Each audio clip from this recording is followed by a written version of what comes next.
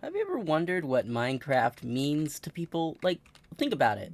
Why do people play this game where it's a bunch of blocks? Why is the most best-selling games in the world, both times it's happened, both block games, Tetris and Minecraft? Well, I have a little theory, a little rant for you on that one. Think about it. People like building, people like creating, people like being artisanal. And Minecraft allows people to be very artistic without actually, having like physical artisanal skills in a sense. I mean, you can apply those to Minecraft, and Minecraft is a skill. You need to have creativity, you need to know what blocks to place and where, what blocks work with one another. You can't just say, oh, I'm gonna make a dirt hut. Bam! Dirt hut! I mean, yeah, it is a dirt hut, and it looks like a dirt hut, but it's not like a good looking dirt hut. But you can still do it, and you can still have fun doing it. So that's what I mean by it doesn't really require like fully artisanal skills, but it does still require imagination, still requires you to know what you're doing. However, that's not the only reason I think that Minecraft is so popular, why Minecraft has become this kind of cultural zeitgeist of, Gen Z and millennials, and potentially Gen Alpha, and now upcoming Gen Beta if they play it. I mean, think about it. Minecraft has been out essentially since what, 2009? It was post recession, and it's still, you know, it came across at a time when people weren't doing the best, and it's a great time sink. It allows you to explore your creativity without having to, completely alter your schedule. You can completely alter your schedule. It's Minecraft. There's so many things to do. However, think about it this way. If you're playing Minecraft, you get to do whatever you want. You're not bounded by the restrictions of your own life. You can build that tower. You can go to that mountain. You can climb to those trees, and no one can tell you what to do. It's a very freeing game. It's a very fun game. And it creates a gameplay loop where you just kind of do whatever you want. And people seem to have kind of monetized this gameplay loop. And I don't mean monetize it in the sense that people literally monetized it to make money for YouTube and through streaming. No, I mean monetized it as in people have made it so that it's like getting extraction out of it. They put in time to get what's the fastest way to build something? What's the fastest way to beat the game? What's the most efficient way? What's the way I can get the most items? And I think that kind of misses the point of Minecraft. It's not about how fast you can go. It's not about what speed. It's not about what you can do it if you want. But it's more about taking your time, at least to me. It's more about taking your time and enjoying all the little things, all the little details, all of what you created. Because you're going to be creating a lot in Minecraft. And a lot of that creation is just going to be, hey, what if it's a farm? What if I get to live this simple life? What if I get to take wheat out of the ground without actually having all the negative connotations and backbreaking labor that requires? It's simple farming. You're not going to be accidentally killing any worms while doing this farming. I totally have not accidentally before killed a worm while gardening. That poor worm. Oh, poor thing. Anyway, yeah, look, it's simple. If you have, time on your hands, Minecraft is a great time sink. It's a great both distraction and creative outlet.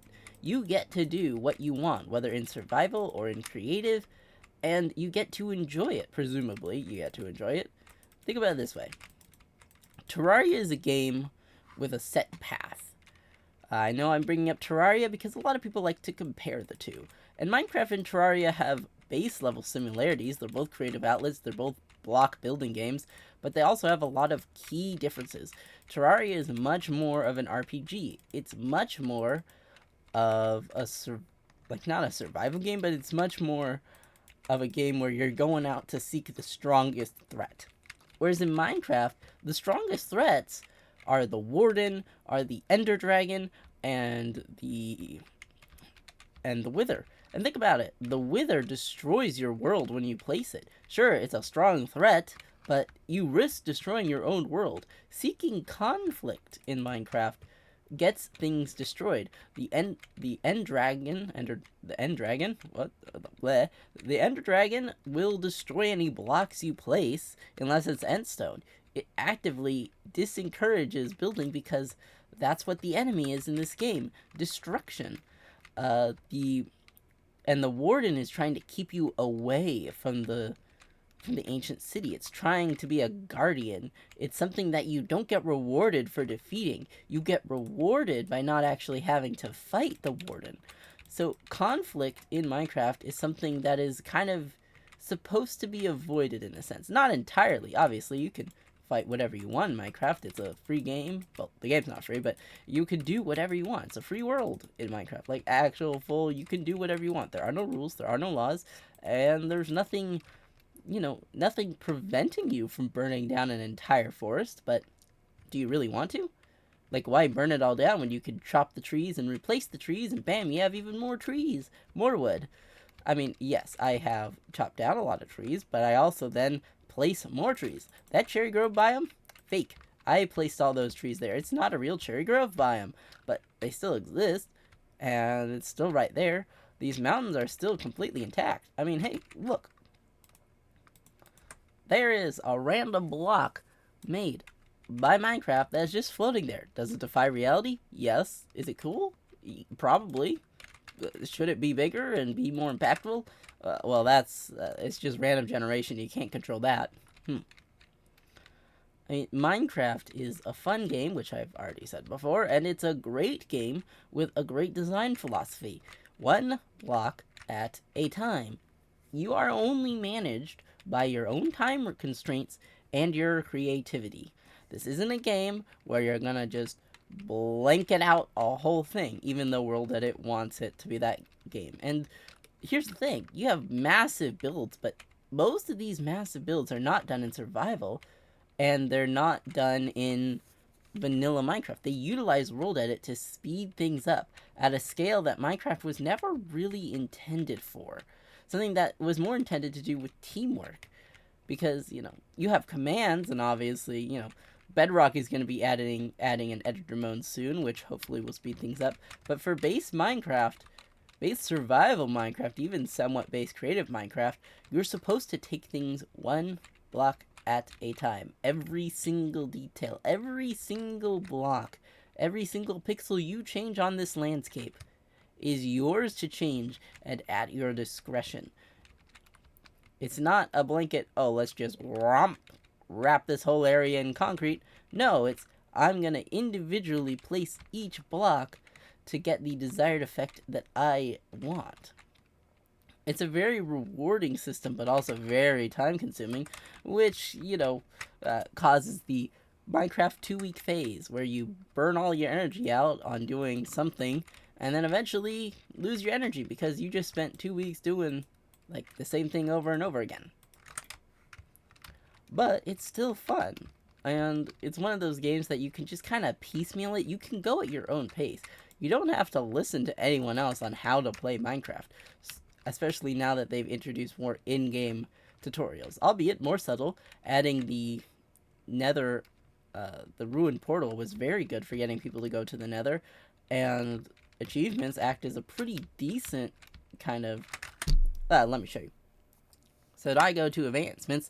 They make a pretty decent, timeline of what you're supposed to be doing. And hints on where to go and what you can do. The advancement system is kind of the tutorial. It tells you what there is. It tells you what's missing. It tells you that there's another. It tells you that there are things you can find and things you can see. And it's really cool because you're like, hey, wait, what's that? What's that? Wow, you can actually move that gas to the overworld? How? That's a puzzle for you to solve. Wait, there's a fortress? Ooh, what can you do with this skull? What? There's a wither? What's that? It's all about asking questions and getting the player to say, huh, what is all this? And as you can see, yeah. And the subspace bubble. gives you a little tutorial on, hey, you can change how far your distance is. These nether portals aren't just portals to the nether, but they're travel systems for the overworld, linking everything together. And obviously, husbandry is just telling you that a netherite hoe exists, because why not? And then, of course, you have base Minecraft, which tells you, hey, this is the map of the game. This is your timeline. This is everything you can do, like, for base Minecraft to get to the end. And it shows you kind of what the intention is. This is usually done within the first 3 minutes. Okay, getting stone. Maybe 5 minutes. And then you get your iron, which takes a little longer. And then you get all this. And then, diamond, by the time you get to diamond, that's late game. But it's not necessary. Notice how it's up here instead of being down here. Getting obsidian, or using a lava bucket to get obsidian, is more an alternate path. You don't have to go this full, like, suit up route. You could just go a builder route. And then eventually you can heal things. You can find things. And everything ties together. It's a very unique but short and uncomplicated system. Problem being that over time, Minecraft gets longer, the players want change, but you can't just completely recomplicate the system, because that extends the very basic, simple format. And extending that format can cause a lot of issues. It can make the game unbalanced even more than it is, instead of the short cycle of, oh wow, I got this progression. But remember, not everyone is going to speed run Minecraft. Not everyone's going to create a massive 2x1 tunnel, or diamond tunnel mine underground. I mean, you can, but maybe people are just going to do cave mining. They'll find diamonds at their own rate, their own pace. Everything is dictated by you. Like, if I wanted to have an oak block, I get it. If I wanted to make a weird looking piano, I can do it. If I wanted a painting, well, I can keep clicking it off and down to get the painting I want. It's all about what you want to do, and I think that's really important. The game is trying its best to not tell you what to do. It's trying its best to not guide you. I mean, it guides you a little bit, but it's basically trying to say, hey, see this world? Walk around it. That's it. It wants you to walk around. It wants you to look at things. It wants you to take in all the various things. And I think the new upcoming drop is going to really help with that, with the leaf litter, with the new wildflowers, because it's going to give the world a little more life, a little bit more pizzazz. So that's my little rant on what I think Minecraft means. I'm not even going to tackle the ending poem, because that's basically just telling people that life is precious and it's nonsense. Like, it's nonsensical, it's difficult to follow. It's pretty much every piece of poetry that I don't like reading, because I'm not really a poet person. I'm not a fan of poems. Sorry guys, I'm not a poet fan.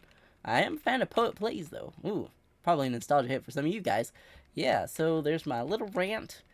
Minecraft is a beautiful game, even without shaders. Even though, I know, I move my camera around a lot. My mom cannot watch me play Minecraft, because every time I move, she gets a migraine and headache. But here I am, shaking around like a madman. I also just want to say that I'm really a fan of the post-caves and cliffs generation, though I wish there was more flat spaces, because look at this. This is crazy. Also, thank goodness I have a good computer, so I can push my render distance to the max, because that is just cool. So yeah, thank you guys so much for watching, and please have a great day. Bye-bye. Oh, and I guess like and subscribe. I kind of have to say that since I'm a YouTuber. Yep, bye-bye.